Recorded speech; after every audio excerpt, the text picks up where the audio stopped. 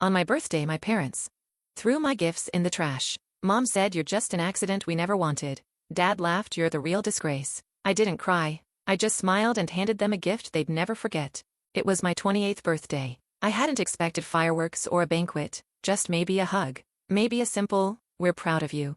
But those words were always reserved for my brother Jared, the one with the law degree and the polished shoes, who never forgot to remind me I was the failure who majored in photography. I showed up to the house with a carefully wrapped gift under my arm. It was for my parents. Yes, on my birthday. A framed portrait I had secretly taken last fall of our old family home, bathed in golden light. I spent weeks editing it, printing it on fine canvas, and custom framing it with the little money I earned from freelance shoots.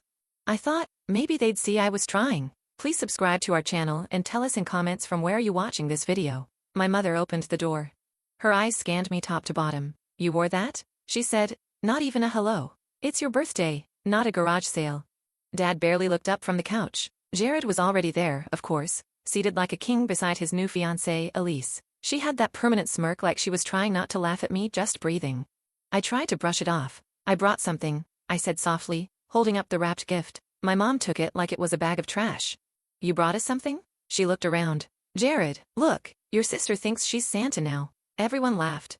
I forced a smile and quietly took my usual spot at the far end of the table next to the coat rack. The cake wasn't for me. It was Jared's favorite, vanilla almond.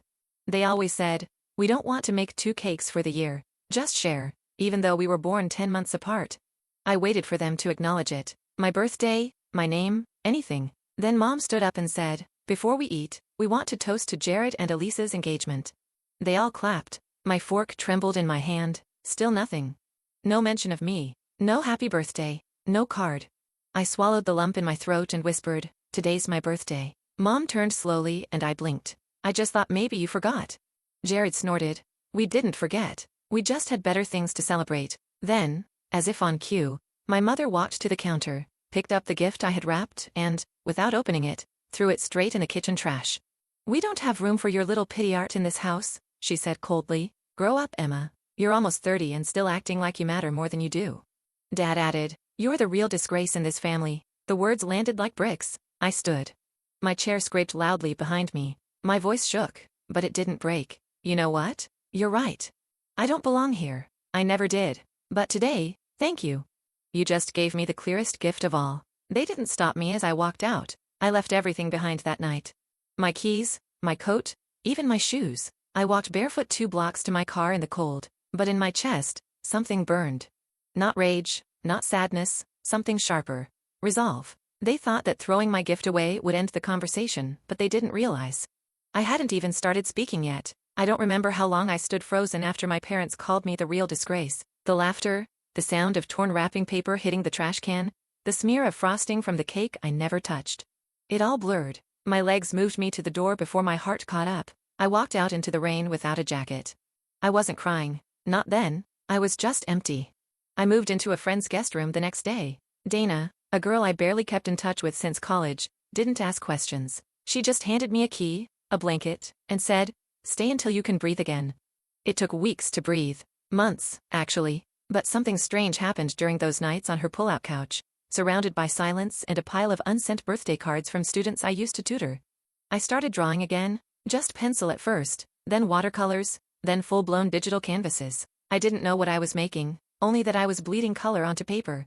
The sketches were messy, emotional, mothers handing their children empty boxes, little girls staring into mirrors with cracks in the glass, a single candle burning alone in a dark room. I didn't show anyone at first, not even Dana, until she saw one left open on my laptop. She didn't say anything at first, just sat beside me quietly, then whispered, "You have to show people this.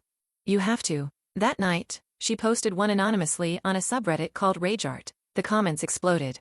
"Whoever made this understands what it feels like to be invisible. This is what trauma looks like. Who is the artist? I need more." She told them my name was E. That was it. A week later, a curator messaged her asking if E had more work. I sent in 5 pieces. I got an offer for a digital showcase. By the end of the month, I had 30,000 followers. I was still teaching part-time, still struggling with rent, still eating leftover toast crusts and instant noodles. But something in me had changed. I wasn't trying to win my parents' approval anymore. I was letting the pain speak for itself. And people were listening? The turning point came when a woman named Dr. Alexis Rowan reached out. She ran a nonprofit gallery in Chicago that focused on artists from abusive or neglected families. She said, "Your work doesn't just hurt, it heals. And we want to help you heal more people." She flew me out, put me up in a hotel, gave me my first studio space. I launched my first exhibition in February.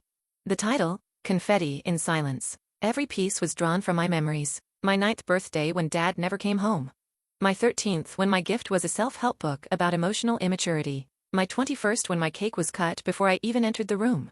But the final piece? That was new. A watercolor of a woman holding her own gift in the rain. Alone. But smiling. Just barely. The exhibit went viral. People cried in the gallery. One woman said, "You painted my childhood." Another left a note. "I haven't spoken to my parents in 10 years. Thank you for reminding me I'm not broken." But the most unexpected response came through email. A name I hadn't seen in years. Mr. Halverson, my high school art teacher. He wrote, "I always knew you'd become something they couldn't take credit for." He attached a photo of an old sketch I gave him in senior year, a drawing of a girl holding a candle in a storm. Underneath it, he added, "Still burns." I wept for hours. By spring, I was earning enough to stop teaching. I started a mentorship program for young artists who grew up feeling unwanted. We called it Giftless, because not every child gets a gift, but every child is one. Then came the nomination. An anonymous recommendation for the Gold Brush Legacy Grant, a $500,000 endowment given to an artist who used personal trauma to uplift others. I was one of the finalists. The interview was live-streamed. They asked me where my inspiration came from. I looked straight at the camera and said, "From a gift thrown in the trash." And the girl who picked it back up. That line trended on social media. #gift in the trash. #birthday revenge. Guess who saw it? My mother. She called me for the first time in 2 years. I didn't answer. She left a voicemail. "We saw the video. You didn't have to paint us as monsters. You were always sensitive. But your father and I still love you. Even if you don't remember it right." Then another. "Your brother wants to meet you. He's getting married, wants to reconcile." And a third. "There's going to be a dinner. Just family. Come if you want to talk face to face." At first I deleted the messages. Then I paused. Not because I missed them, but because I realized my story wasn't finished yet. And I wasn't going back to apologize. I was going back to remind them what a real gift looks like.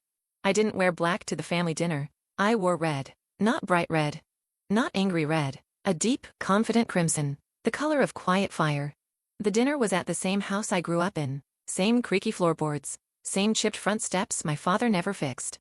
But it didn't feel like home anymore. It felt like the final chapter of a book I'd outgrown. I walked in 15 minutes late. My mother's face stiffened when she saw me. Dad barely looked up from his phone. My brother Andrew, the golden boy with his polished shoes and fake empathy, stood up like he was the peacemaker. Hey, we're all here now." He smiled. "Let's eat like a family. Family." The words scraped against my skin. They had a spot for me. Unlike my birthday. I didn't sit. I stood behind the chair and looked at them in the eyes. "I'm not here to play pretend." I said calmly. "I didn't come to cry or forgive or relive anything. I came because someone here still thinks I owe them something. So let's be clear. This is the last conversation we will ever have." My mom scoffed. "You're still so theatrical." "Careful," I replied. "This actress is now funded by 3 galleries. And one of them is buying this moment as inspiration." Andrew put a hand on my shoulder. "I know you've had your issues."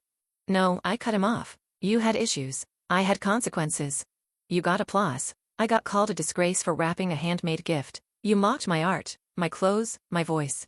While I paid the price for staying soft in a house that only valued noise, I took a folder from my bag, dropped it on the table. They all stared. "What's this?" Dad asked finally. "Proof," I said, "of everything I've built. Every investment, every grant, every licensing contract, and proof that I bought this house 3 days ago." Silence.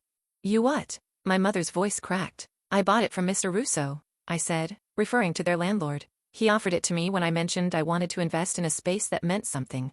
And now I own it. Every nail, every screw, every room." Dad stood up, red-faced. "You can't do this." "Oh, but I can. You have 30 days to move out." Andrew looked stunned. "Where are they supposed to go?" "That's not my problem. I've spent 28 years solving problems that weren't mine."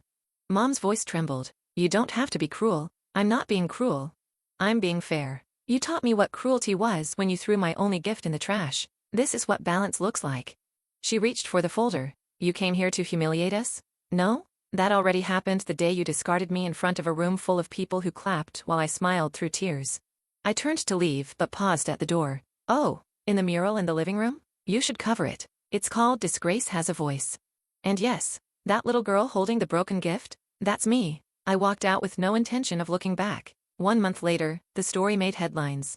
Artist evicts abusive family after viral success. The mural became a symbol. Galleries across the country wanted a replica. The image of that little girl with the torn gift in her lap, sitting in the corner while a golden boy blew out the candles, was printed on shirts, posters, and therapy pamphlets. I gave the original to a shelter for emotionally neglected teens. And the house? I turned it into a free studio space for kids who'd never received a birthday card in their lives. Its new name? The Disgrace Project. Because disgrace wasn't something I carried anymore. It was something I turned into art.